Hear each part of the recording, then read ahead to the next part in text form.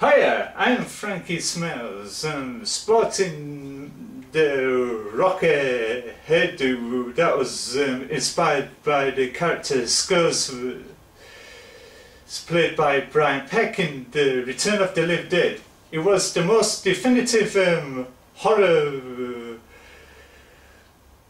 making in the 1980s, starting par with the other great 80s horror classics like the Friday the 13th, the Nightmare on Elm Street, The Howling and The American Werewolf in London. All made a huge impact on the ingenious ways of horror film making history. However, this was a unique one. It starts introducing the zombies having personalities and the various traits. Like in one scene, there was one zombie creeps into the driver's cabin, the ambulance radio and send more paramedics, which became a funny line in the film that was replicated towards the later parts of the film. It was a case of wash, rinse and repeat, with another zombie said send more cops, which became iconic. But the most ironically shocking thing about The Return of the Living Dead is the tombstone dancing, where the character Trash, played by Linnea Quigley, goes on about living sucks and all she wants to do is die in the hands of a bunch of old men who start biting and eating her alive, then ripping off all of her clothes, then going over to do a spontaneous gravestone dance to the tune Tonight We Make Love Until We Die by SSQ. But however, in the production of the scene, that wasn't the original track. The original track was Nasty Girl by Vanity, but in post-production, that song by Vanity got replaced by the SSQ one, which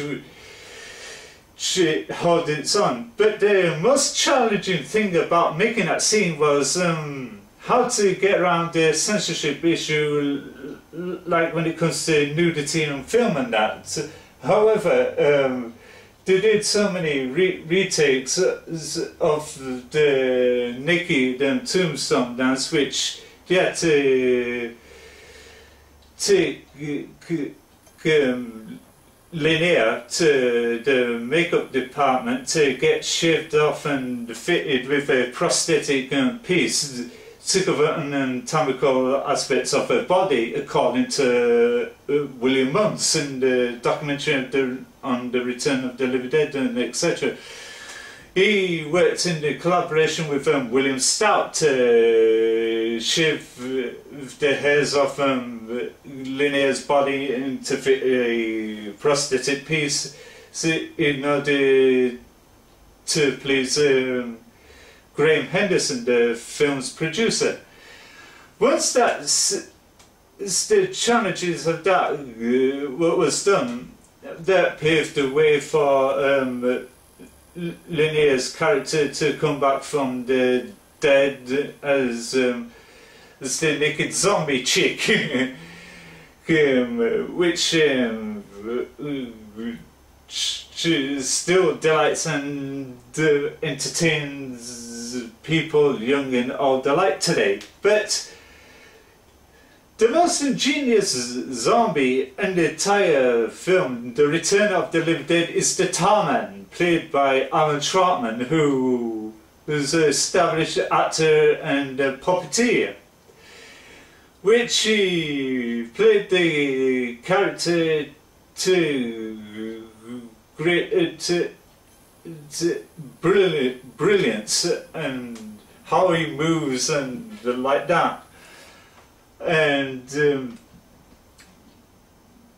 yeah, it was ingenious at the head of its time, but as soon as when the film was wrapped and premiered and that, along came a sequel, The Return of the Living Dead 2. But due to the complicated reasons is none of the actors can reprise their character roles from the first film. To say at the end of the film it ends with a holocaustic climax with a dirty great big bomb that flattens everything. That according to James, Karen delivers a great line about it's a typical army fuck up, which in case of the gravitasities of the film, that was about the army constantly screwing up in their experiments that every time they try to contain it is to make things more worse. They thought they contained the problem at the end of the first film, but it climaxed with the zombies rising up from the grave and etc. But instead of having the comedy in the front and the horror jump scares at the back in The Return of the Living Dead, it was the other way around. It was the horror first and the comedy second, which came out through the situations like Tom Matthews is breaking down, becoming a zombie and want to show his love to Tina, played by Beverly Randolph, by saying, if you really love me, you will let me eat your brains, which was the shocking hell out of it. Yeah, the casting was brilliant. They all came through, like Tom Matthews, Clu Gulager, Miguel Nunez Jr., Beverly Randolph, Don Calfer, James Cameron, Karen, who's known as Mr. Pathmark, and Jewel Shepherd, Linnea Quigley, the late great Mark Venturini, and John Philbin, and the Brian Peck, which they all came through as the characters. So like each of them had their own performance to the great degree, and etc., which they all gelled as a great casting camaraderie in the entire film. It was like when the actors was cast in the film Aliens with James Cameron, which they all gelled and worked as a continuous unit. That's one thing that The Return of the Living Dead excels brilliance with the whole casting development and character creations and etc. Nobody was out of place in the entire film. They all rocked it, and the soundtrack itself also rocks with especially with my personal favourite, which is the SSQ song Tonight, which becomes imprinted in most horror film fans to this very day with the film like The Return of the Living Dead. Just like Tom Holland's Opus Fright Night in 1985 that came out the same year as The Return of the Living Dead, and etc. It was like also in comparison with the Ghostbusters, which also had memorable songs like the Red Packard Jr. soundtrack and theme, and Mick Foley's Magic and etc. Which likewise with that, the horror came first, the humour came through the horror, but sadly the Return of the Living Dead 2, it was the other way around. It was the comedy came first and the horror second. It was not the other was not way a sequel of any kind of a franchise supposed to be that way. But however, yeah, the sequel was funny in places, especially the Michael Jackson thriller zombie that made a cameo appearance. No, by the way, it was not the actual Michael Jackson that reprised his role as the thriller zombie.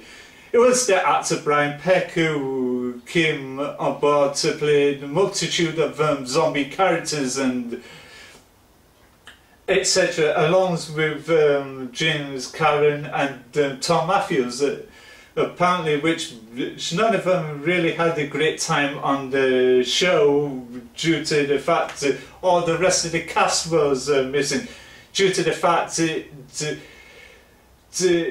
most of the crew, like William Stout and a couple of others, fall out with Tom Fox and went their own separate ways. The producer Graham Henderson didn't want to produce this sequel due to the fact he went in a stupid direction under directive intentions of the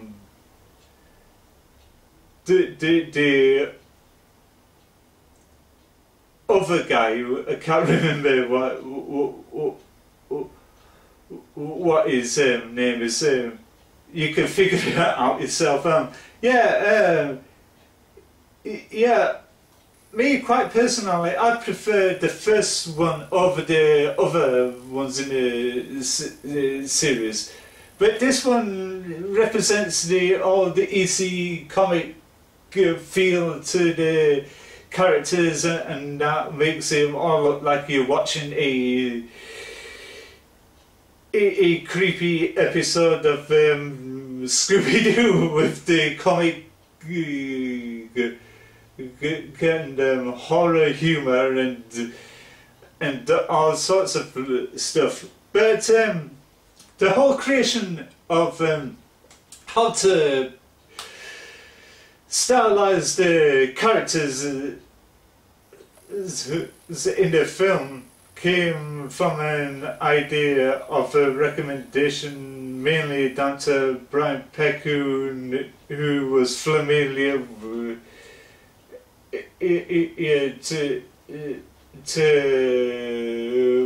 the cultural aspects of the New Age punk phenomenon that was going on in England at the time. But nobody in America can quite grasp that. But there was punk stereotypes before that in films like The Warriors and Mad Max, which had punkish type characters with mohawks like the one I've got, yeah, and etc.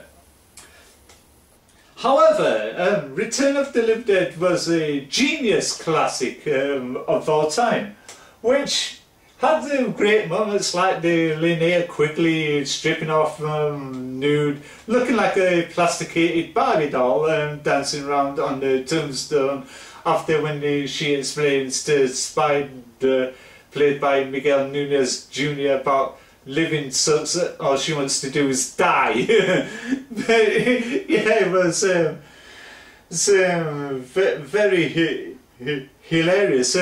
But the whole aspects of the film, that poor Beverly Randall came up with a cropper to say she slipped through the broken stairs, covered in bruises and that. Just Tom meant to even more Dan O'Bannon suggested them to fall down in the tracks and infuse them rain, because half the percent of the film was set in just basically constantly rain and more rain and more rain. You get the gist. Yeah, she slipped once, so she got picked up by Brian Peck and Miguel Nunez, but the director said, cut, he wanted to do the odd rinse and repeat and do the same process over and over again. Yeah, but the other aspect of it all is Linnea suffered the same problem, but she had to run wearing nothing on her feet, just leg warmers, stockings, and sleeveless and overcoat that she whipped off of Casey's body, played by Jules Shepherd, to wear, because most of the time she ripped off all of her clothes in the early parts, but they all got scattered around, and so she spent most of the time practically in the nude, running around in the pouring rain. So she slipped, then her worst fears were recognised by being eaten alive by a bunch of old decrepit dudes. She blatantly put it. She said the worst way is to be is for a bunch of old men to get around her, start biting and eating her alive. Then she said, first you're gonna tear off their clothes like the Incredible Hulk. That also became a trademark. But the most trademark of the whole shirt ripping, that became a constant trademark with the American wrestler Hulk Hogan. That became a continuous trademark of his. But then she does this weird spontaneous gravestone dance. Yeah, to say that many guys must have seen it at the cinema, must have a continuous boner. Probably still do, watching it today, to the whole gravitas of it all. Yeah, that was a great line, great scene, and Tarman was a great dude. To say I did not like the Tarman in the second one because it wasn't exactly the same. To say that William Stout threatened Ken Wiederhorn, that's the dude I was trying to say that directed the second one. Yeah, William Stout threatened to sue Ken Wiederhorn if he uses any of his concept designs for the zombies in the second film, but yeah, but Kenny Myers was only the one who stayed on board to do the effects makeup for the second one, because due to the fact he was best friends with Tom Fox at the time. So he got the gig that way, but the whole problem was they had to redesign the Tarman, which was not very good, which was goofy and all. But the Tarman in the first film had character, and that because he was wonderfully constructed by William months before he got fired from the set due to the fact he wasn't stepping up on this game with the effects and that. However, the other great character in the Return of the Living Dead is the Half-Lady Corpse, which she was the scene which she eventually explains why zombies eat people is because they treat people as drugs and that to relieve the pain from rotting from the inside. When she says to Don Calfer's character Ernie Carlton Burnett, to say the story about Ernie Carlton Burnett was named after a a Nazi henchman in the Second World War that got hung up in Nuremberg, and that which in that interrogation scene, which Don Calfer executed the interrogation of the half-lady corpse, and want to get down to the root of the problem. Why do the undead eat people? She said it makes the pain go away, because mainly the brain starts like an opiate to help to reduce the pain, and zombies really go for the brain part just to get the endorphins in the brainial cavity part of the head to relieve the pain of decaying and rotting. However, when making that scene, Brian Peck stood in and did a voice of the half-lady corpse, which was his performance of the half-lady corpse was genius. But however, when it comes to the main final cut of the film, somebody came up to him and said, "Didn't you know that your voice was being replaced by a woman because it sounded like more feminine than masculine and that?" But Brian Peck was observant in that, to say he also had other duties like playing one of the zombies that crawling up, but he didn't see his face, you only see him crawl like that, which was genius in that. Yeah, it was it does, the characters like the half-lady corpse and the tar man and the zombie trash became icons in their own right with the power of the internet, which the fans shared their drawings of the half-lady corpse, the tar man and trash in a punk form, then in a undead form, where she bites the homeless dude played by William Stout, looking like she's got the Bruce Campbell elongated jaw piece. So, as you see him in the scene of the Evil Dead when trying to shake off being possessed, when he does that, and which he goes like that, which his jaw ends up like that, and that on Linnea's face looked like the Bruce Campbell jaw from the Evil Dead film. But her resurrection scene was the most great scene ever, where she resurrected as one of the undead to the remix of the tune "Tonight We Make Love Until We Die" by SSQ. That sparked most confusion amongst the fans on the internet, saying, was this a fan edit or wasn't it? But me, quite personally, I fall into those category. It wasn't. It was the official thing, because I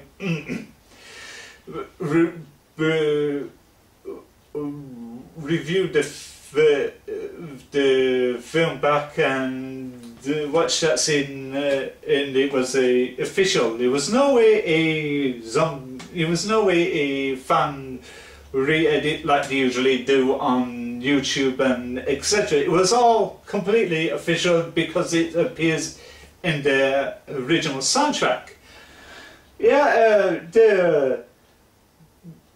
The film The Return of the Living Dead holds on its own. It has great writing, great casting by Stanley Stokes,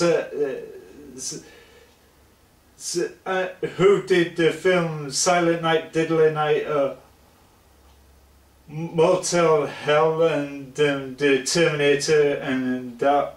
She worked with Graham Henderson to get the right choice of actors for the roles and place them in where they all fit in the film and etc.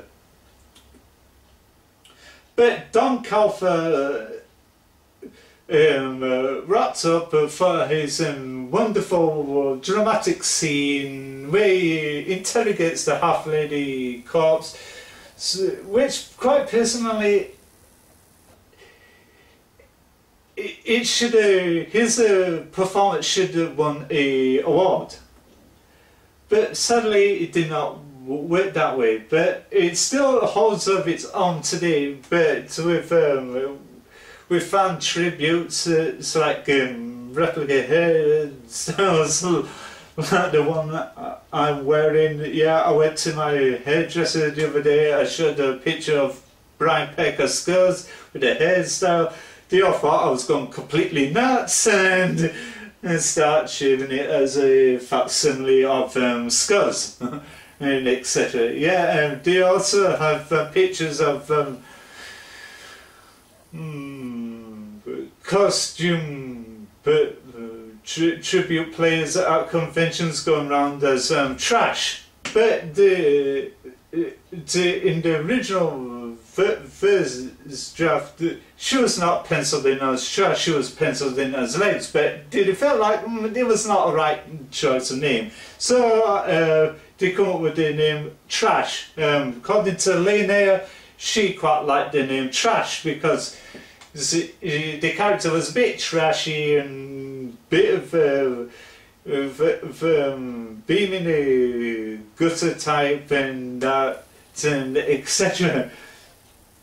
But the most hilarious scene is the one where Spider, played by Miguel Nunez Jr., goes, what was funny, can say, oh, we all, something like this, oh, we all totally fun, and all this love, and I got all hysterical.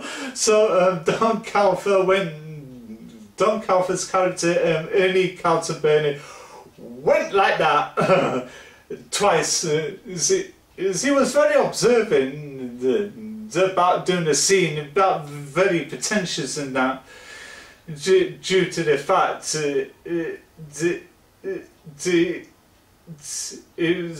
was the kind of thing that some of the actors don't like. So after pluck up the courage from the Dan O'Bannon to tell him to let it rip. So when the cameras rolled again, Don Calfer went up to Miguel Nunez and went like that twice. But you also really think that doing a slap, people usually slap people in films, they usually do it fake, which Shin Foley, they go like this, and but it was all done for real, but which poor Miguel was totally enraged, was about to go up and lynch him, Don Calfer, but Dan O'Bannon stopped him. But the whole story about Clue going off the rails by running to them with the bat and throwing stuff and that, but which was born out of all exaggeration. According to Clue, he says he never did it. He would never hit a person at work or that because he was not that kind of person. But Jules Shepard and amongst a few others were big to differ. Beverly Randall said she didn't want to jump up in the air and say, yeah, my hero, and that, just in case of being fired and that, because Dan put her through so much pressure and that. But as it stands correctly to this very day, that Clue never ran after Dan with the bat and going off on one. Yeah, but which was she was a great gravitas and that, but long after the film became a success, along came the slew of videos and DVDs to the Return of the Living Dead, and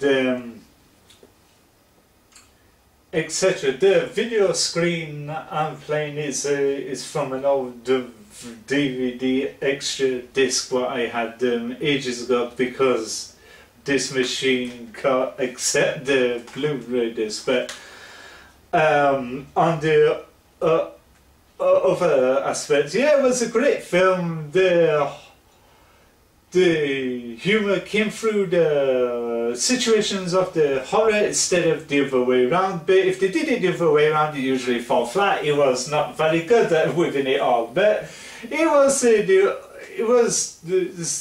the great combination. Like they had the horror first and the comedy after, and etc. Which is pure and genius. But sadly, short after the actor Mark Venturini died suddenly of leukemia, which sadly upset loads of fans, to say that Venturini would love to be around today to meet the fans, to thank him for supporting the film The Return of the Living Dead. He would have loved touring conventions and meeting the fans, mostly some with the replica suicide hairstyle and all the leather and chains and all that lot. But sadly, he won't be able to see it because he suddenly died and that. But the other tragedy was Dan O'Bannon. He died also of a serious illness and that. But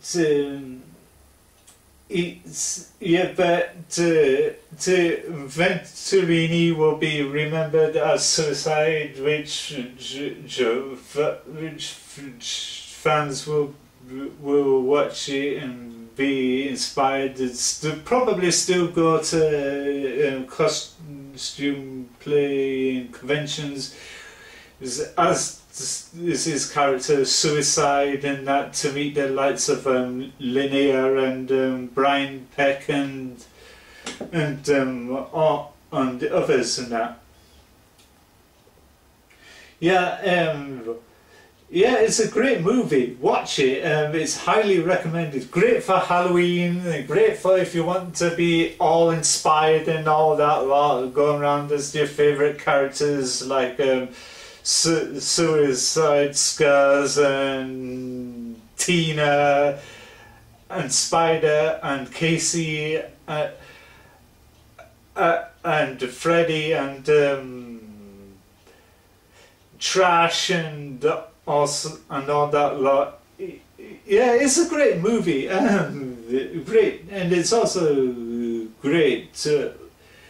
If you're into the kind of sub-horror genre, it holds its own. It was not like the others in the past, which the zombies was so generic, boring and that.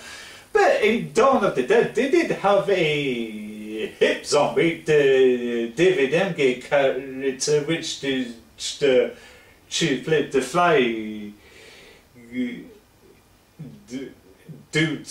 the guy, which he turned into a zombie, and that which was very cool, and that and etc.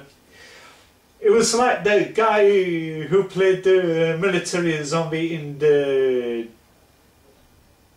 Day of the Dead and etc. All of the zombie films like Dawn of the Dead, Day of the Dead, The Return of the Living Dead, all had hip zombies.